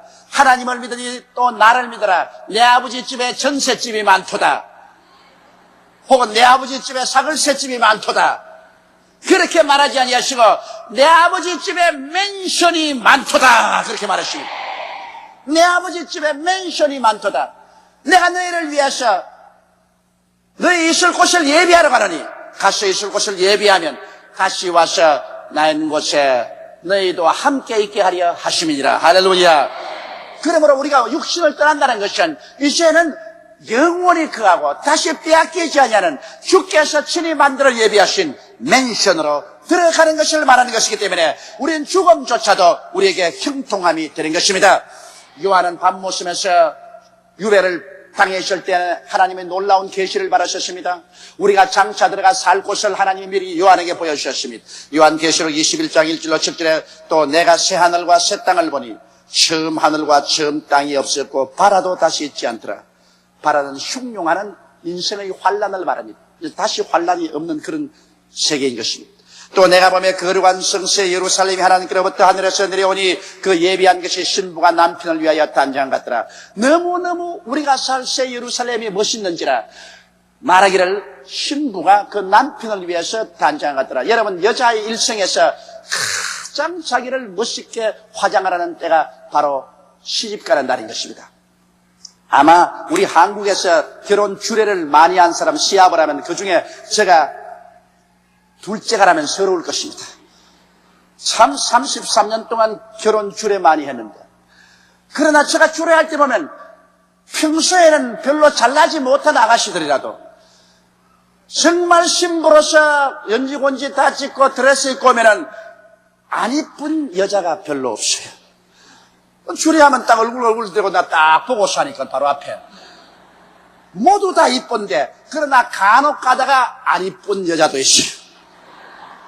그럼 내가 탄식을 한다. 야, 이렇게 화장을 하고도 안 이쁜데 이제 진짜로 살 때는 못난이 쳐다보고 어떻게 사노? 그런 걱정이 내 마음속에 생길 때도 있어요. 그러나 되게 신부는 그렇게 이쁠 수가 없어요. 전부 치장을 해가지고서 이쁩니다. 여기에 요한이 말하기를 하나님이 우리 위해서 예비한 우리가 그할 새 예루살렘이 하늘에서 내려오는데 하나님이 얼마나 진선미로 만들었던지 신부가 그 남편을 위해서 예비한 것 같더라고 말씀하는 것입니다. 내가 들으니 보좌에서 큰 음성이 나서 가로되 보라 하나님의 장막이 사람들과 함께 있으며 하나님이 저희와 함께 거하시느니 저희는 하나님의 백성이 되고 하나님은 친히 저희와 함께 계셔서 모든 눈물을 그 눈에서 씻게 하시며 다시 사망이 없고 애통하는 것이나 공하는 것이나 아픈 것이 다시 있지 아니하리니 처음 것들이 다 지나갔음이라. 보좌에 앉으시니가 가라사대 보라 내가 만물을 새롭게 하노라 하시고 또 가라사대 이 말은 신실하고 참되니 기록하라 하시고 또 내게 말씀하시되 이루었도다. 나는 알파와 오메가여 처음과 나중이라. 내가 생명수 샘물로 목마른 자에게 값없이 주리니 이기는 자는 이것을 유업으로 얻으리라. 나는 저희 하나님이 되고 그런 내 아들이 되리라. 이것이 여러분 우리가 죽음 저 건너편에 가서 그할 영원한 세계입니다. 새하늘과 새 땅이 있는가 새 하늘과 새 땅의 서울이 바로 새 예루살렘입니다. 오늘날 우리 예수 믿는 사람들은 그 서울인 새 예루살렘으로 들어가게 되는 것입니다. 이 어찌 아름답고 영화로운 것이 아닙니까? 이렇기 때문에 여러분 바울이 말한 것처럼 사망아 너희 이기는 것이 어디느냐, 사망아 너희 쏘는 것이 어디느냐, 그렇게 담대하게 외칠 수 있는 것입니다. 이렇기 때문에 다윗이 노래한 것처럼 내가 야훼의 집에 영원히 가리려다. 인생의 마지막 길에는 내가 하나님의 집에 가서 영원히 하나님과 극락의 세계 속에서 거하게 되는 것입니다. 그러나 두려워하는 자들과 믿지 않은 자들과 살인자들과 행음단과 우상숭배자들과 모든 거짓말하는 자들은 불과 유황으로 타는 못에 참리하리니 이가 곧 둘째 사망이라고 말한 것입니다. 육신이 죽는 것이 첫 사망이고 영혼도 죽어서 하나님께 버림받아 불과 유황으로 타는 못에 던짐을 받는 것은 두 번째 사망인 것입니다. 그러므로 차라리 여러분 믿지 않고 둘째 사망을 당할 바에는 사람으로 태어나지 않은 것이 좋았습니다. 오늘 그래서 시편 기자 다윗을 통해서 보게 되면 우리는 환난 날에 우리를 형통케 하시는 하나님을 바라보고 환난을 오히려 우리는 즐겁게 느낄 수가 있습니다. 환난을 당할 때 하나님을 잃어버리거나 원망하거나 불평을 하면 환난은 우리를 파멸합니다. 그러나 환난 때 하나님을 기억하고 하나님은 환난을 통하여 오히려 더욱 큰 형통을 가져오신다는 것을 알고 믿고 감사드리고 기도하며 회개하며 연단을 받으며 깨어지며 인내하고 더욱 순종하면 환난은 오히려 우리들에게 하나님의 크나큰 영광을 이루어 주시는 것입니다. 고린도후서 4장 17절 18절에 보면 우리의 잠시 받는 환난에 경한 것이 지극히 크고 영원한 영광에 중한 것을 우리에게 이루게 하미니 우리의 돌아보는 것은 보이는 것이 아니요 보이지 않은 것이니 보이는 것은 잠깐이요 보이지 않는 것은 영원합니다. 환난의 지극히 작은 것이 영광의 지극히 중요한 것을 이룬다고 말한 것입니다. 여러분, 진주가 왜 귀합니까? 나중에 천당 올라가면 새 예루살렘에 들어가는 12문은 모두 다 진주로 되어 있다고 그러십니다. 왜 진주로 되어 있을까요? 하늘나라 문은 진주로 되어 있습니다. 그것은 환난을 통해서 진주가 된 사람들이 들어오는 문을 상징하는 것입니다. 진주는 어떻게 생겨나요? 조개 혓바닥 밑에 모래가 들어가서 조개가 움직일 때마다 모래가 자꾸 살을 파먹어 들어갑니다. 그러니 조개가 아파서 견디지 못해서 자꾸 분비물을 내서 그 모래를 감싸고 하니까 동글동글하고 영롱한 진주가 되어버리고 말한 것입니다. 그 혀를 파헤쳐 살을 파먹는 모래가 들어가지 않고는 진주를 조개는 절대로 만들어내지 않습니다. 우리의 인격이 진주가 되고 귀한 보식이 되는 것은 우리에게 환난이 다가오므로 우리는 환난을 통해서 하나님께 회개하게 되고 부르짖어 기도하게 되고 말씀 읽게 되고 또 하나님께 가까이 나가게 되고 우리의 생애 속에 하나님의 영광스러운 진주가 이루어지게 되는 것입니다. 그래서 우리는 귀하고 아름다운 인격을 형성하게 되는 것입니다. 예수님 보십시오. 예수님은 이 세상에 오셔서 우리의 죄를 대신 짊어지고 우리의 불의와 추악과 죽음을 대신 짊어지고 십자가에서 한없는 환난을 당했습니다. 못 박혀 수족에 피를 흘리고 창을 맞아 심장이 터져 물과 피를 다 쏟았었습니다. 예수님이 당한 환난은 이루 말로 다 할 수 없습니다. 그래서 죽어 무덤에 들어간 지 사흘 만에 예수님은 부활하셨을 때 그 환난으로 말미암아 예수 그리스도는 온 인류를 구원하는 구원의 원천이 되었고 하나님은 예수를 높이심에 모든 이름 위에 높은 이름을 얻고 하나님의 영광의 보좌의 우편에 앉게 된 것입니다. 오늘날은 예수님은 당신이 환난당한 것을 돌아보고 오히려 크게 기쁘게 여기시고 만족하게 여기신다고 성경은 말하고 있는 것입니다. 이러므로 환난은 잠시 당하나 환난 이후에 그로 말미암아 우리가 받는 복은 영원하고도 영광스럽고 중요한 것입니다. 그렇기 때문에 예수를 믿고 하나님을 의지하는 사람은 환난이 오히려 변해서 우리에게 크나큰 영광이 된다는 것을 잊지 말게 되시기를 주의 이름으로 축원합니다. 환난 당할 때 그러므로 원망하고 불평하고 탄식하고 반항하지 말고 긍정적이고 적극적이며 창조적이고 생산적인 태도를 가지고 환난 때 기도하며 오히려 감사하고 찬양하십시오. 눈에 아무 증거 안 보이고 귀에는 아무 소리 안 들리고 손에는 잡히는 없고 내 앞길 칠흑같이 어두워도 하나님을 생각하고 환난을 통하여 영광을 이루며 환난 가운데 형통을 주신 하나님을 찬미하게 될 때 얼마짜리여 안개 구름은 확 사라지고 온 천지가 청량하게 환하게 비치는 하나님의 영광의 세계가 우리 앞에 전개되게 될 것입니다. 다 같이 오게 기도드리겠습니다. 전능하시고 거룩하신 아버지 하나님, 시편 23편을 볼 때 평상시에 하나님께서 우리를 형통하게 하시고 환난 때는 환난을 통해서 더 큰 영광으로 형통케 해주심을 감사옵나이다. 내가 사망의 엄침한 골짜기로 다닐 때 해를 두려워하지 아니할 것은 주께서 나와 함께 계심이라. 주의 지팡이와 막대기가 나를 안위하시나이다. 주께서 내 원수의 목전에서 내게 상을 베푸시고 기름으로 내 머리에 바르셨으니 내 잔이 넘치나이다. 진실로 나의 평생에 주의 선하심과 인자하심이 정녕 나를 따르니 내가 야훼의 집에 영원히 거하리로다. 하나님 아버지여 감사합니다. 오늘 이 말씀을 들은 모든 우리 성도들이 이 땅에 살면서 크고 작은 시험과 환난 당할 때 낙심하지 말게 도와주시옵시고 오히려 다윗의 계시를 통해서 형통케 하신 하나님을 믿고 의지하고 감사하고 찬송하며 밝고 맑고 환한 마음을 가지고 긍정적이고 적극적이고 창조적인 태도를 가지고 인생을 살아 하나님의 영광을 선물로 받게 하여 주시옵소서. 우리 주 예수님 이름으로 기도드리옵나이다. 아멘.